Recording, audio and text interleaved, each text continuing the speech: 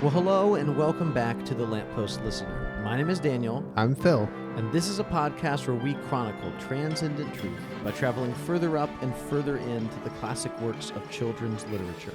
This is Season 10, Episode 9, The Forest, which covers Chapter 8 of The Hobbit. The Forest of Mirkwood. I did not actually look this up, Phil. This might be the longest chapter in the book. So much. Definitely the most difficult to prepare for at the last minute. It hasn't been the last minute. It was when we were doing it the first time. I love the fact we were going to record this like a week ago, and you probably crammed for that. I crammed. I was late. I rushed over. I even drove, even though it's 4 blocks away. And then we get here. Something Daniel different. is so relaxed. And we just hang out for a while. He goes, we recorded Dancing Lawn. Let's just do our Dancing Lawn episode, which is our Patreon supported exclusive. That's right. And then we're now recording a few days later, and you have not touched the chapter since then, I assume. I have not. And I can assume that because that is exactly what I did as well. So, I mean, we both read this within the last week. It's not like, but sometimes it's like we just finished reading this an hour ago. Yeah, it's like, it's not as fresh, but 5 days ago. So if I forget our dragon's name and call him Slag, like from the Czech Republic, version of the Czech version of the cartoon that we watched over on Patreon, then that's why. It's been a few days. Yeah. Well, Phil, so much to get to, so much happens here, and there's a couple of really fun connections. I've got a George MacDonald Princess and the Goblin thing I want to talk about with this chapter. We've got some fairy tale things, and not only do I have a listener email, I also pulled a C.S. Lewis letter as well for us to read today. So why don't we just jump in with the summary? Let's do that. A summary of Chapter 8. The group makes its way through a forest and cross a river successfully, but Bomber falls into mysterious waters and then asleep, adding to their burden. The group is lured by a twinkling brightness far off, but upon approaching a group of elves and stepping into the circle of lights, the lights go out. A few more attempts in the same way until the group is completely separated from Bilbo in the dark. Bilbo wakes the next morning in a spider's web and soon finds that he and all the dwarves are about to be eaten. He fends the spiders off and rescues the group, but at the expense of sharing the secret of his ring. They are all impressed, and only after a round of stories being told and retold do they realize that Thorin is not with them. The wood elves have taken him prisoner. All right, you did a great job filling all that in such a limited amount of words. You just gotta pick some beats when there's a lot of action, a lot of things going on. Well, I wanted to say a few things that just stuck out to me reading this chapter a few times in preparation. Was one, I think the more that we have spent time with this book, the more I'm becoming convinced that these dwarves really are on this journey because they're the only ones Thorin could find. Because the more we read this, I'm just realizing I'm not as impressed with them. Yeah. Especially when it comes to that last scene, not them getting captured by the spiders or them being kind of losing their way inside this enchanted forest, which I want to talk about, the enchantment that is here.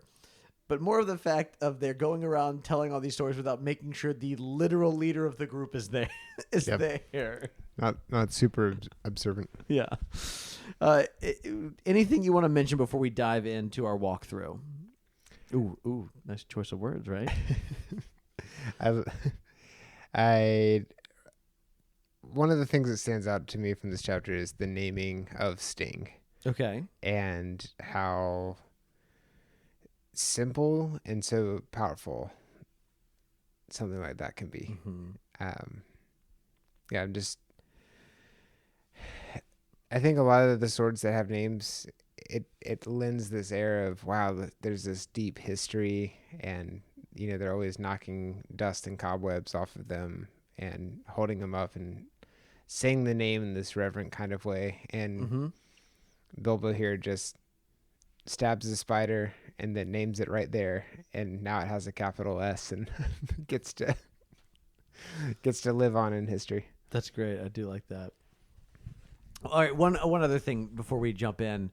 How long do you think they're in the forest for. Knowing that in the next chapter they will all enter into the Elven Kingdom and then escape by the end of that chapter. That's a much shorter period of time. I think I was thinking 4 days. 4 days. Yeah. I have looked it up, and I just thought a few days too. But then again, as I was rereading, I'm like, wait a second. Okay, it does say the nights were the worst. The way that Tolkien, there's a couple of phrases like that where you're going, oh, there's clearly more than just 2 or 3 of these days. They're obviously running out of food, and we know that they were packing food for a long period of time. Most things that I have found is actually that the initial journey is anywhere around 2 to 3 weeks, and then they're captured. And by the time they're actually on the other side of the forest at the end of the next chapter, it's been over 2 months. Wow. Yeah. Okay.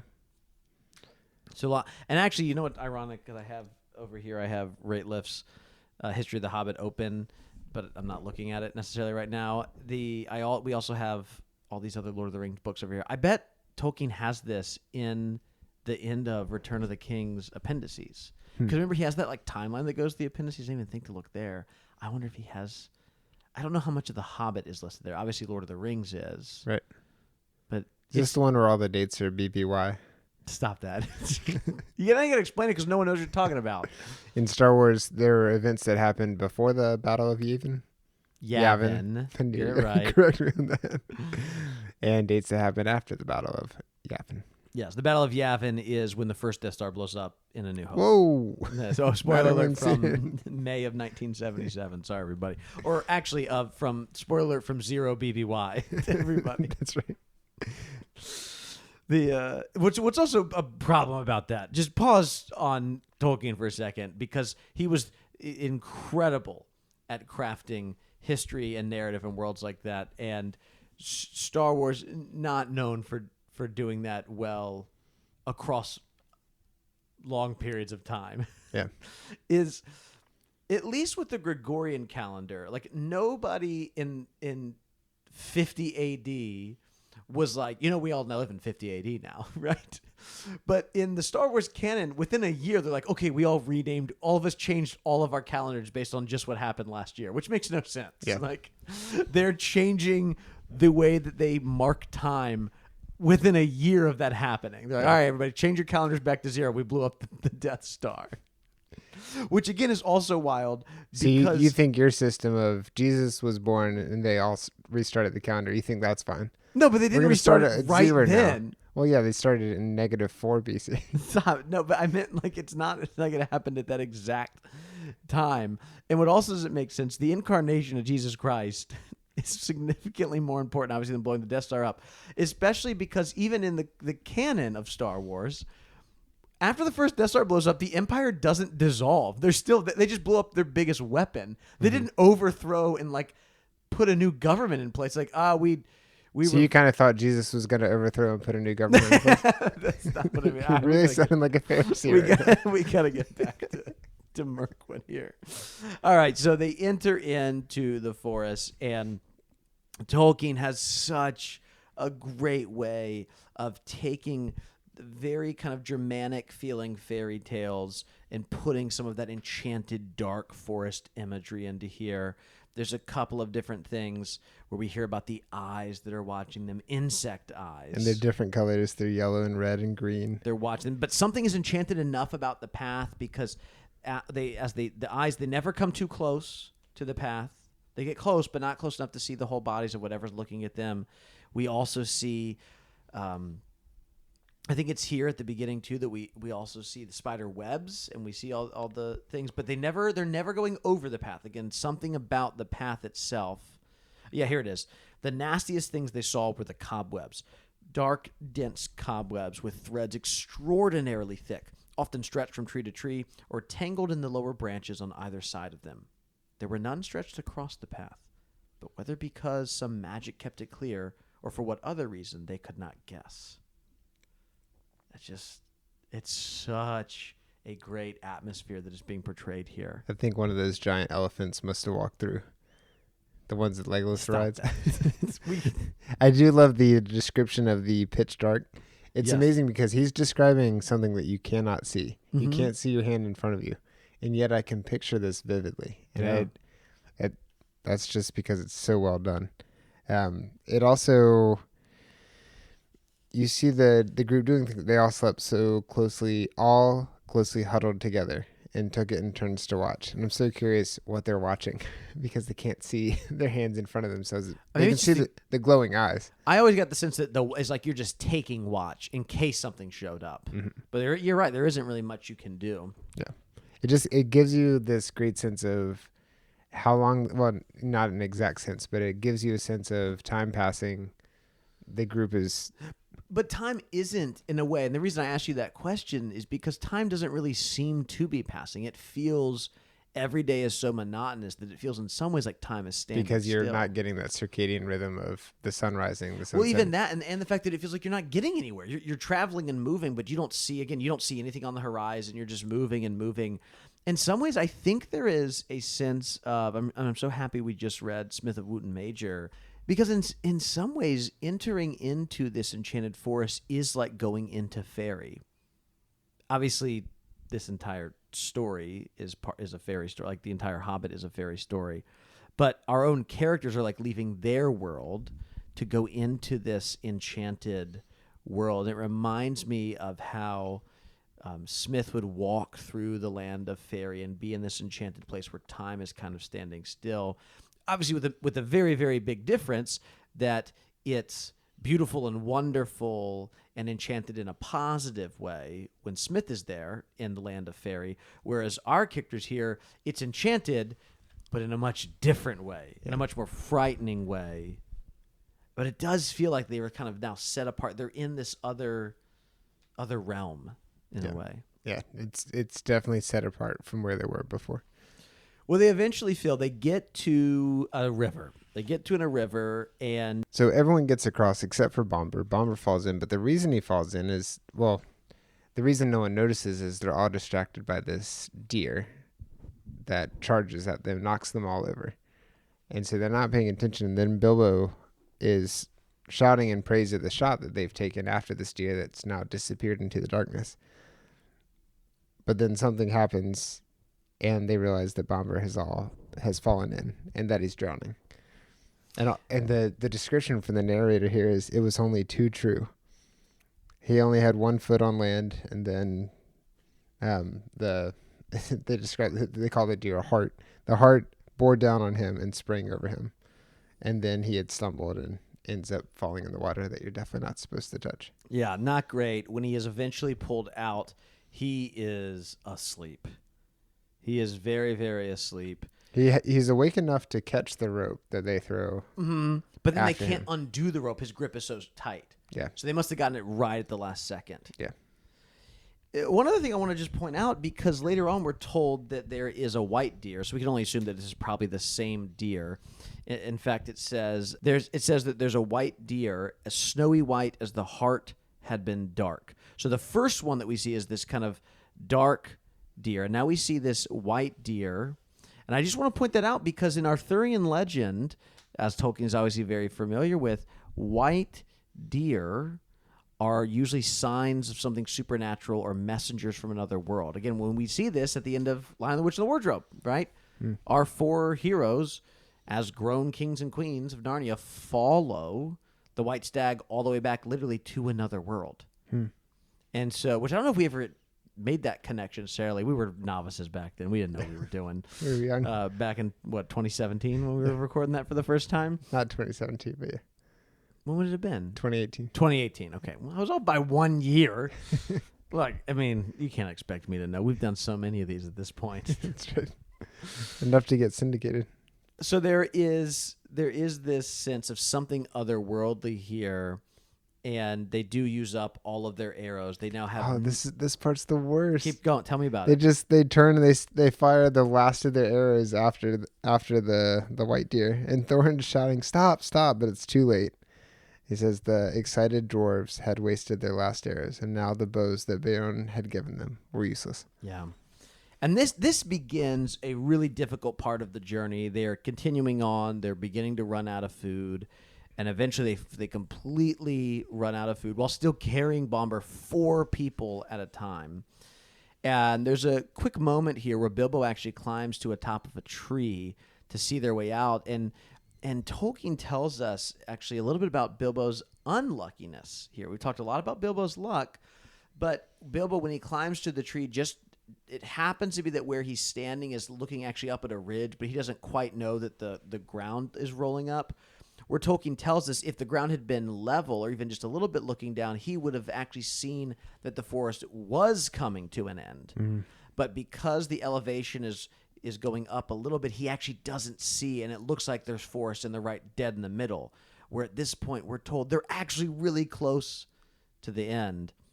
Well, he comes back down, and obviously this is really depressing and disappointing for the dwarves to hear. And that night, they eat the very last of their food. But it's this night where something weird happens. They start seeing some lights, and they pursue them. But every time they stand in the middle of the lights, all the lights are extinguished. I love this. This is such one of the things I'm noticing. Does this remind you of trying to go to parties in high school? Stop. That's not nice. You had a way cooler time in high school than I did. Every time I showed up, it was like, where'd everybody go? For context, Daniel was in a band. The marching band. No. Oh, I was also in a band. Yeah, you were that's true. Okay, you were in multiple bands. You were hanging out at bars, and you wouldn't let people hang out with you because you were too cool because you were in the band. There was one place we regularly played where we couldn't go. We had like a zone we had to stay in because it was a 21 and up bar, and we were in high school. Yeah. So like, all right, we had to go in the side door and we'd play, and then we just had to leave. Yeah. And we would play there all the time. They paid well, yeah. But we couldn't go in it because we weren't. Oh yeah, old that's enough. the other thing. You made money. Oh yeah. As part of your band. Yeah, it was fun. I mean, it was super fun. We recorded some albums. Yeah. Not on Spotify, so nobody try to look. So, one album and a few EPs, I should say. What was the name? The National? You were called The National? No, we were not. We did play the National in downtown Richmond. That's right. Yeah. But no, not the National. You played at the same place as the National. They probably have played there. I don't know. It was a big deal. They had the sign said the National at the National. Oh, did they really play? Oh, yeah. One of the big venues here in Richmond is the National. We did get to play. That was a ton of fun. Oh, that was a highlight. I wonder if they like Tolkien. I think we could have them on the show. Do you think we should do? We haven't talked about this yet. When are we going to do the live tour, the Lamppost Listener live tour? We will come to your town, and the 3 listeners you have in your town will be there. It'll be great. We'll all enjoy it together. We'll do podcast signings. We'll sign your phone. Do you know what state we have the most listeners in? Alaska. No. Why would that be your guess? No Texas. offense to our Alaskans. Yeah, it is. It's not California. I would have thought California just because it has the highest population, but it is the great state of Texas. Texas probably has the highest population of believers. Oh yeah. Yeah, well, the California, they're not listening to us. I'm just kidding to our Californians. Here, talk for a second. Actually, I'm going to look it up as we do this real quick. Let's see. I just want to say this is my favorite part of recording with Daniel is when he just gives me carte blanche to talk about whatever I want while he just nods along and types on the computer. And he always finds whatever he's looking for. Before you even get a chance to say anything because I get worried. No, it's Florida. It is Florida. It's Florida, then Texas. Okay. And then North Carolina. Are you sending this to all your family? Yes. I'm surprised Virginia not in the top 5. We live here. Yeah. No. I guess all of our friends have stopped listening. They listened at first when we asked them to, and then they checked out. Your wife doesn't listen, does she? She listens when she flies on a plane by herself. How often is she doing that? It's about 6 years ago. But yeah, no. Honestly, Daniel had another show before this, and I listened to it one time, and then I tried to hang out with Daniel, and I was like, oh, okay. That's a little too much. It's just a lot of content. That's fair. So you have to pick, and I would rather people talk to me in person. Yeah, that's fine. So back to Mirkwood, they were. Oh yeah, you were making fun of my high school and saying this was parties. One of the things I really love about this, and it happens so consistently throughout The Hobbit, and then what's part of what I love about the story structure of this as a children's novel is the repetitive nature of some of these things. You can say that again. We just went to Beorn where we get Gandalf is telling that story and it's getting broken up all at the right times as he's saying, oh, we had this many people. And Beorn's like, wait, no, you didn't.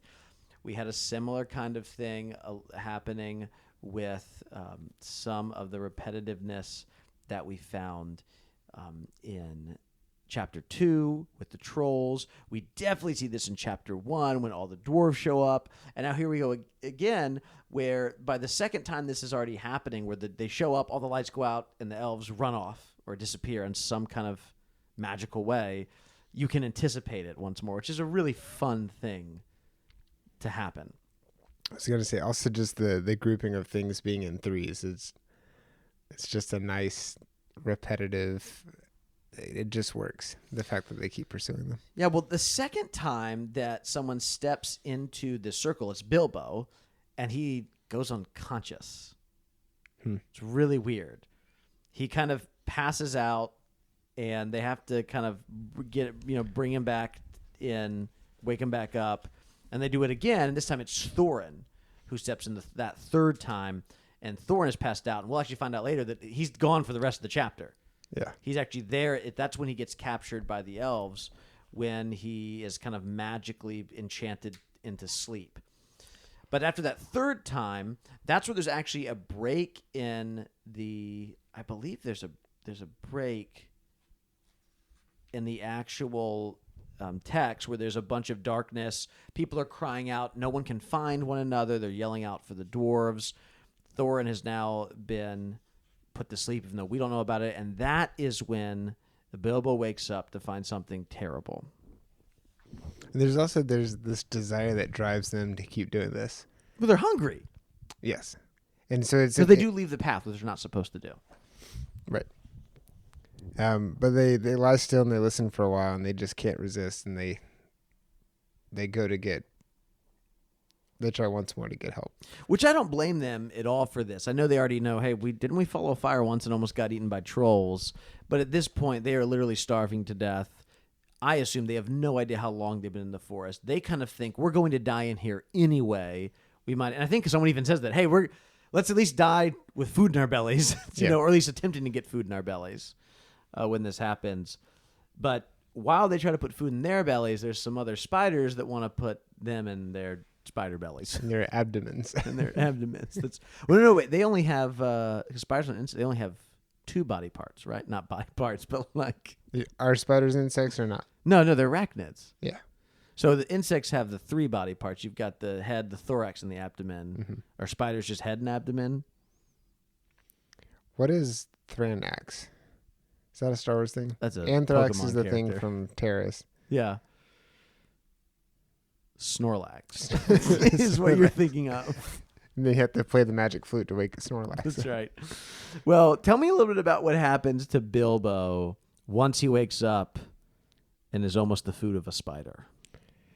Well, so he's running around calling out the names of everybody, and they're getting further away and fainter. And then he's completely miserable. And then he wakes up and he realizes that he's kind of tied up. It's mainly his legs. And his left hand, it's something like a strong sticky string was against his left hand. And when he tried to move, he found that his legs were already wrapped in the same stuff, so that when he got up, he fell over. Now, when this happens, he realizes he is about to be eaten by a spider, and you alluded to this at the very beginning of the episode. That is when Sting gets his name. He fights a spider. He kills this spider. He names his sword. Very important to give something a name if you think about a lot of medieval stories, even ancient stories too. This is a very important moment for Bilbo. In many ways, this is where Bilbo goes from just being lucky to actually being a hero. It's here, and we're right here in the middle of the book, that Bilbo goes from guy who has potential to be hero to actual hero of the story. And the naming of Sting is what really signifies that. I think it's the combination of naming Sting that signifies that, but also the fact that he does this by himself without anybody helping. That's right. The dwarves don't help him. And he's not even invisible yet. Yeah, Gandalf doesn't help him. He hasn't even used the ring yet. No magic involved. He just uses the sword. So he kills this spider, and he obviously decides, I've got to go save everyone else. And I want to actually pause in the text here, because this is, there was a lot of rewrites. As I was reading through the History of the Hobbit by Rateliff, there was a lot of rewrites in the Mirkwood chapter. And I want to read something to you that I think we will find a little interesting here. Listen to the original manuscript. This is not in the book as we find it now. He, meaning Bilbo, felt like a different person and much bolder and fiercer as he put his sword back into its sheath. More still, he sharpened up his wits, and he gathered the horrible string of the great spider's thread together. There seemed an endless amount of it, that the creature had spun wildly out in the battle. Soon he had a huge ball, as much as he could carry. One end he tied to his tree, and then carrying his ball, he set out to explore. And I want to jump ahead. That was Tolkien's words. I want to jump ahead really quickly to some of Rateliff's words about what is happening here. Listen to this, Phil. The Mirkwood chapter is the only one to undergo substantial rewriting before the book was published. In specific, Tolkien dropped what we might call the Theseus theme, wherein Bilbo uses a ball of spider thread to find his way back to the path and later to help rescue his friends as well. At the same time, he inserted the story of the enchanted stream, Bombers being cast into a sleep from which he cannot be awakened, and the dwarves' loss of their last arrows. The last part's a little bit less important to our conversation, but there is a part of the story that was removed, as I just said, of Bilbo following a string through the darkness to get where he needs to go. Obviously relates, which I don't think we talked about this enough. George McDonald? Well, to last season, about how this is like Theseus in in the Labyrinth, right? Yeah. I don't think we really ever brought that up, but also relates very much to George MacDonald and the princess using her grandmother's string to find her way through the cave all the way back to Curdy. And I think there's very much a clear parallel as to what's going on there. I don't think that Tolkien just was only pulling from Theseus here. I think he probably also would have been pulling from MacDonald, who I think we kind of missed that when we covered it, but is clearly also pulling from the myth of Theseus and the Minotaur. Yeah. Yeah, it was so obvious we did. we just didn't mention it. Like we covered the more obscure. Yeah. We figured you guys already knew that, so whatever. I thought that was fun though. That and interesting that he took connection. That out. That he doesn't have him do that. Tolkien is in a class of his own, but stuff like this that you just read is so helpful because that's not what the end result was. Mm-hmm. And I don't feel like the stuff that we read that's not the final published version is as good or as refined. It took a lot of attempts. Yeah. He didn't just have this, he didn't have the Mozart way where he just wrote down the fully formed thing that was already in his head. Yeah. It was iteration still. I want to talk about that in a little bit, actually, with our Enchanted Epistle. Excellent. Yeah. Well, let's wrap up this chapter because there's some fights, some battles, some songs to still be sung. What happens after Bilbo does find the rest of the dwarves and more spiders? He frees them. The spiders. He frees the spiders. He takes their side. He kills the dwarves who have been holding him back this whole time. He sings a song. He uses his ring and he sings a song and he drives the... Here's another MacDonald thing. This is just like Curdy singing at those goblins. That's right. Yeah. Man, so when I was preparing for this, I thought, of course you sing a song. But I didn't make the full connection. You think that because you're just used to Curdy singing songs for goblins. I really do think that I'm so used to being in these fantasy worlds that of course you sing to. Mm-hmm. Yeah, exactly. And you sing to really annoy them too, which is clear. They can't stand it. The singing, we're told, really bothers. What does Tolkien say? No one likes to be called Tom Noddy or something like that. Yeah. He's like, like even you hate being called that. Yeah. So he's singing. He's got his ring on. He's throwing the stones. He's able to save He does save. Well, he doesn't save Thorin. He saves the dwarves and kills the spiders. And we are then left, as you mentioned in your summary, he can't hide his ring anymore. Right. And he tells them before he does it. He's like, I'm gonna. Oh, that's right. I'm sorry. You disappear. I got it wrong. And then later they're like, okay, we got to hear about this. And they ask him to tell the story, but then they also ask him to retell the story that they now know has to have some other details. And Balin is particularly excited about this. He's like, so you didn't really sneak by me, And he makes just sure goes on- everyone else knows. He's like, I need everyone else in the company to know he did not actually sneak by me. Yeah, and they're completely not listening to him. There's no response to that. He's just muttering to himself, "Good old Bilbo, Bilbo, Bilbo." Mm-hmm. And then he falls asleep too. Also, this is related to earlier, but Bomber falls in. Yes. And he's soaked in this water. I'm assuming that he probably accidentally drinks some of the water. And that's why he You think so? is not. Well, they get a little bit of the water on But them. there's even a quote where they say, "Well, we just touched a little bit of it, so I'm sure we're fine." You can't just say that. You don't know that. Yeah, he must have ingested. Can you some of imagine them trying to deal with any infectious disease? Say, oh no. it. You just touch a little bit of it. We're It's just fine. touching it a little bit. It's like, I mean, that's how most of the kindergartners at our school wash their hands. Like, I just touched, I looked at the soap. it's like, or I just touched a little bit of the dirt or that other kid's blood. Oh, gosh. That doesn't actually happen in our school, just to be clear. But no, that's kind of how I am sometimes. I think it's just being a guy, unfortunately. That's true. That's not true. I've been meaning to you talk wash to you your about hands that. like wild. You're a big hand washer over there. I would love to document this. My son has been coming home and insisting that he gets to wash his hands, and I think it's because he sees me doing it. You wash your hands whenever you come back home? I wash my hands almost every time I walk in the door. Yeah, that's I'm working on it. I got my own son in trouble, and this was a parenting failure on my part, where my son was out and about and had to use the restroom, and was with my wife. And after he uses the restroom, he was like, "Dad says you don't have to use soap all the time." And sent me a text like, "What are you telling our son who literally puts his hands as much?" I was like, that one is on me. I should not have done that. I can own that one. I apologized to him. Like, no, you should use soap on your hands.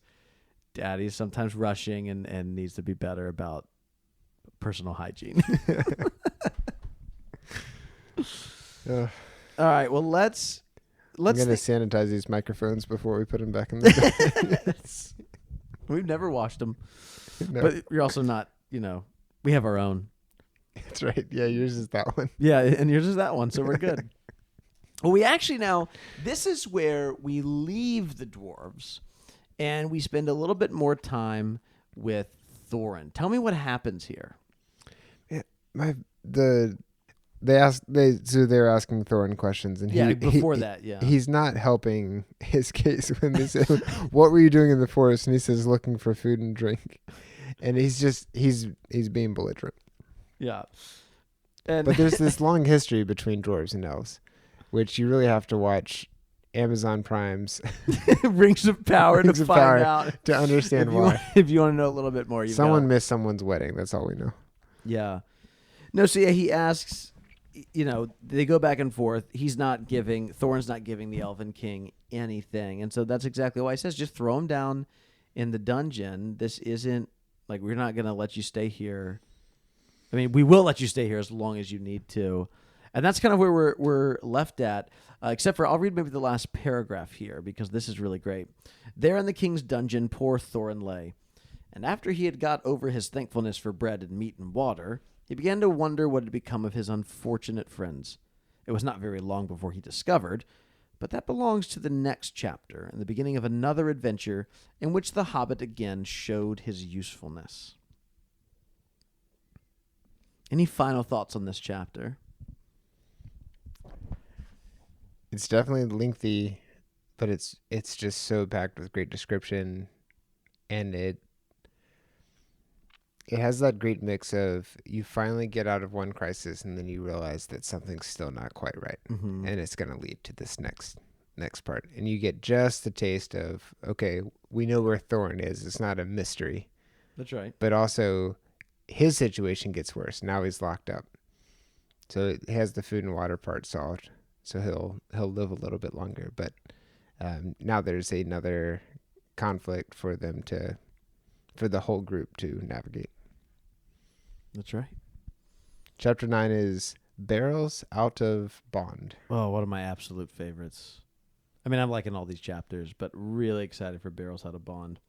We've got a few things that I want us to talk through before we go for this episode. I want to maybe start with the letter here because it relates directly to something you said about Tolkien and his different drafts of his books, his texts.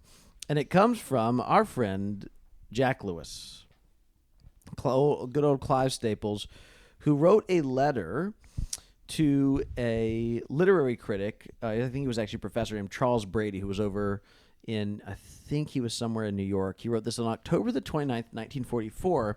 Brady had written some like journal reviews of some of Lewis's works and then had sent them to Lewis because they were quite positive. And Lewis responded with a couple of different things. But I wanted to read just one of the paragraphs from this longest letter, or from this long letter, which I think are interesting. So again, 1944, Hobbit's been out for 7 years at this point. Tolkien is most important. The Hobbit is merely the adaptation to children of part of a huge private mythology of a most serious kind. The whole cosmic struggle as he sees it, but mediated through an imaginary world. The Hobbit's successor, which will soon be finished, will reveal this more clearly. Private worlds have hitherto been mainly the work of decadents. This is the private world of a Christian. He is a very great man. His published works, both imaginary and scholarly, ought to fill a shelf by now. But he's one of those people who is never satisfied with a manuscript. The mere suggestion of publication provokes the reply, "Yes, I'll just look through it and give it a few finishing touches," which means that he really begins the whole thing over again. And he goes on more, but I thought that's so true. As we spent so many times looking over these manuscripts, and the mere fact that he's also saying in 1944, "Oh, the new Hobbit's almost done. It'll be published 10 years from when that letter is written." Yeah. And we know this about Tolkien. How much of his work is unpublished? He has more posthumous releases of unpublished work than he does actual published work. Yeah. By a significant factor. Oh yeah. I'm glad he didn't burn it all or have it ordered to be burned. And so I love that Lewis recognizes that, like, oh no, can't. I want to know more about what those not the Inkling meetings at the Eagle and Child, but the ones where they were actually in their rooms, the Thursday meetings. Remember, the Tuesday meetings are the Eagle and Child. The ones where they're actually reading long portions of their own texts are on Thursdays. And what are those like? Are they like afraid to say something to Tolkien? Like, oh, but like we really like that. But if you even say, "Hey, just maybe change that one thing," he's like, "Well, I got to burn the whole thing now. I got to start from scratch." Start over.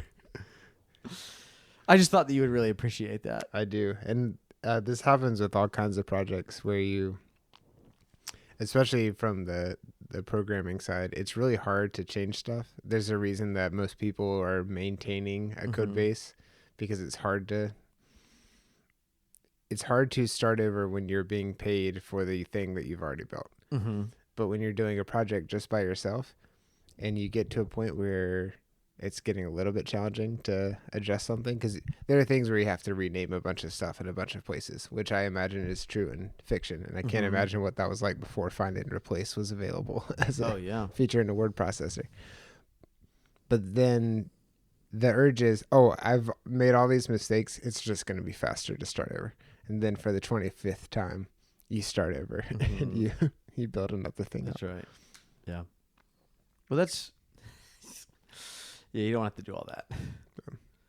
Well, we also have today, Phil, some listener feedback. It's from our good friend and supporter of the show, Ander Trophy. Excellent. So Ander He's one of our top tier supporters. He is. We'll mention his name later in this episode. He sent us a letter about chapter 2 of The Hobbit, where we talked about Thorin's letter that begins that chapter. I'll go ahead and read it. Hi, Phil and Daniel. I definitely agree that Thorin and crew would have no compunction against leaving Bilbo behind, but I disagree with your take on the tone of the letter they did leave. The sudden shift into exquisitely formal language reminds me of King Peter composing his challenge to Miraz the usurper. I think it might reflect something about both men's attitude towards decorum and what would be expected of a man or a dwarf who is a true king. Maybe kind of like, this is me talking, not Ander here, that royal we that Caspian speaks with when he's on the Dawn Treader. It's kind of a very formal thing. As a side note on magic, this is back to Ander, I don't see any reason why the dwarves, in The Hobbit specifically, shouldn't have a hint of magic about them. They could make the hidden letters on the map, and the back door to the mountain seems hidden magically. There's plenty of whimsical magic in The Hobbit, and it adds to the fairy tale atmosphere. Thanks for the podcast, Ander. That's a really good point. Yeah, we had talked a little bit Thanks, about Ander. the dwarves, and I think there is something a little bit more magic, and I love the fact that it actually does add to that fairy tale element. That it's almost like a little bit less built out world building wise, but it's a little bit more enchanted in that way. Everyone's got just like a little bit of magic to them. Like we know that Bilbo has the magic to be able just to hide, and I'm not talking about the ring. Just they're really good at just being sneaky and getting out of the way of the big people. It reminds me a little bit of Frank Herbert's Dune, Okay. where there are people who have these abilities that seem supernatural, but it's a combination of explanations of, well, they've just been practicing a lot. But there also is this combined element of maybe something else. Yeah. So for the main character, the way the bloodlines and all the training adds up together. The fact that he's been trained by Mentat, so he can do this super fast calculating. But then also the way that his mother teaches her side from the Bene Gesserit.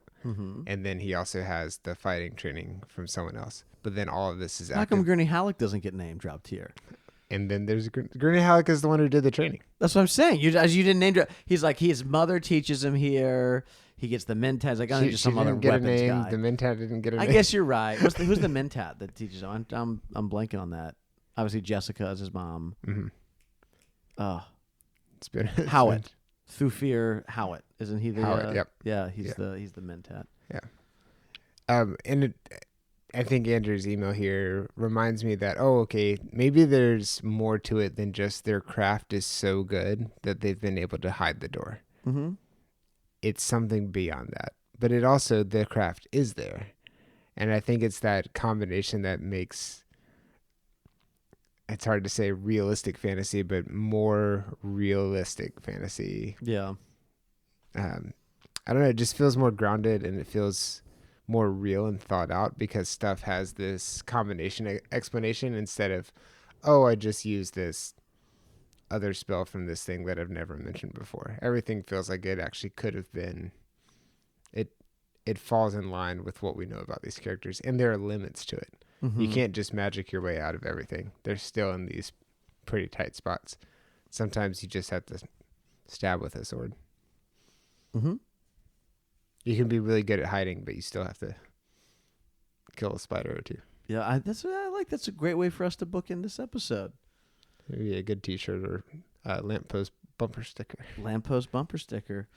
You'll see it from Phil. Have we already sent? What are you doing for the Patreon people at the highest level to get artwork this year? Do you know what you're doing yet? I'm leaning toward a Hobbit based. A Hobbit. A Hobbit. I'm gonna draw a Hobbit. The most recent idea, and there are no promises, but one idea was to draw. We do promise those top tier supporters that they do get. They do get illustrations, but I'm not promising what it will be. Yeah. I was thinking of drawing each of the dwarves. Oh, I like that. Yeah, little 3x4 grid. Oh, that's fun. Yeah. I like that a lot. I want that. Well, you gotta support the show. I can't wait till 1 year. Just like I just did a self portrait. Like, and nowhere does it say I have to do things related to the podcast. It's just me. It's not in the contract. Hanging up in your house. Well, Phil, I think that's a great place for us to end. This has been so fun to go through this episode. Would you like to end here for us? I would love to. This episode is made possible by our patrons over at patreon.com. If you'd like to support the show, you too can then listen to a bonus episode each month, along with other rewards. That's the one that we mentioned at the beginning of the show called The Dancing Lawn. Special thanks goes to John Marr, Emily Wakefield, Ryan Smith, Andrew Trophy, Becca Brown, Christiana Line, and Ian Wooten for supporting us at our top tiers. Listener feedback can be sent to hello@lamppostlistener.com.